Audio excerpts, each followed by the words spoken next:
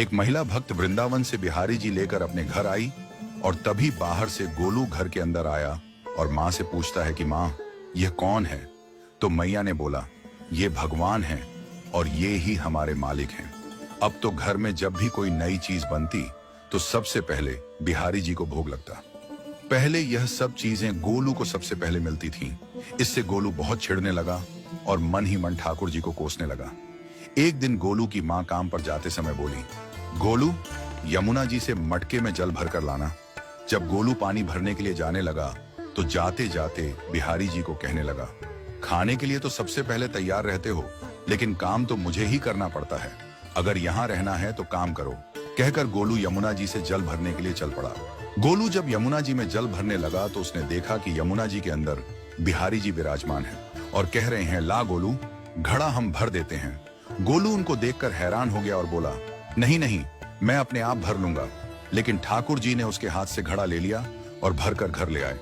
गोलू घर आकर डर रहा था कि अगर माँ को पता लगा कि मैंने ठाकुर जी से काम करवाया है तो आज मेरी पक्की पिटाई होगी। माँ ने घर आकर बिहारी जी को गीले कपड़ों में देखा तो एकदम से हैरान हो गई और कहने लगी कि गोलू, ये जरूर तेरी शरारत है, जरूर तूने ही इन पर जल डाला है। गोलू ने अपनी माँ को समझाने का बहुत प्रयास किया, लेकिन माँ ने उसको डांट कर चुप करा दिया और ठाकुर जी के भीगे हुए वस्त्रों को बदलने लगी। अगले दिन जब माँ ने गोलू को अनाज पिसवाने का काम दिया तो बिहारी जी फिर अनाज का कनस्तर ले आए और माँ को ठाकुर जी के वस्त्रों के ऊपर सूखा आटा पड़ा मिला। तो माँ ने फिर गोलू को डांटा कि तुझे पता नहीं कि ये हमारे भगवान हैं और तू भगवान के साथ शरारत करता है। आज तूने फिर इनके ऊपर आटा फेंका है। तो गोलू शपथ लेकर कहने लगा, नहीं माँ, मैंने कोई शरारत नहीं करी है। ये तो मेरे हाथ से गेहूं का कनस्तर लेकर खुद पिसवा कर आए हैं। गोलू की माँ आज बहुत गुस्सा हुई। अगले दिन फिर माँ बोली, बेटा गोलू, आज तुम्हारे बाबा बाहर गांव से वापस लौट आएंगे। बस आज का ही काम है, तुम जंगल से थोड़ी लकड़ियां ले आना। गोलू फिर डर गया, कहीं ठाकुर जी फिर मेरे पीछे ना आ जाएं।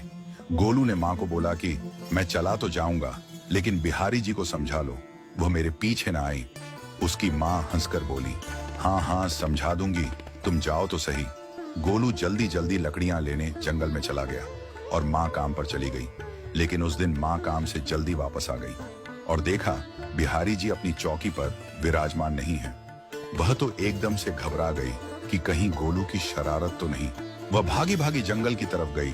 तभी उसने देखा कि गोलू के साथ एक इंसान लकड़ियों को लेकर घर आ रहा है। गोलू की माँ यह देखकर हैरान हो गई कि यह तो बिहारी जी हैं। ये क्या हमारे भगवान हमारा काम कर रहे हैं? इसका अर्थ गोलू ठीक कह रहा था। वह जल्दी जल्दी भागकर ठाकुर जी के पास गई और लकड़ियां उनके हाथ से लेते हुए उनके चरणों में गिरकर रोती हुई बोली, हे बिहारी जी, ये आप क्या कर रहे हो? मुंह गरीब का काम क्यों कर रहे हो? ठाकुर जी मुस्कुराते हुए बोले, हमें तो तेरे बेटे पर बहुत प्यार आता है। सब लोग हमें भगवान समझते हैं, लेकिन एक तेरा बेटा ही था जो हमको अपना मानता था। अपना मानकर वो हमें डांट भी देता था, हमारे साथ गुस्सा भी करता था, और जो हमें एक बार अपना मान लेता है तो हम उसके मान के लिए उसके ही हो जाते हैं।